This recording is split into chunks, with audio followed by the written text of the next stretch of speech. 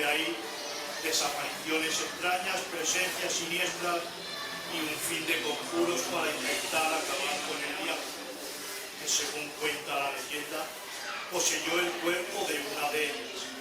¿Cuál de ellas?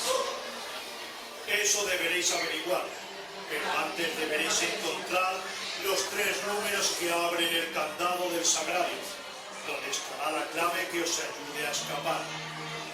Las reglas son muy sencillas. En las 3 primeras habitaciones hay un número escondido en cada una de ellas. Encuéntralas, será tu salvación. No toques nada, no mires a nadie a los ojos, pero date prisa o te quedarás atrapado para siempre. Ah, una última cosa, sobre todo, rezad y rezad para que el milagro no os posea.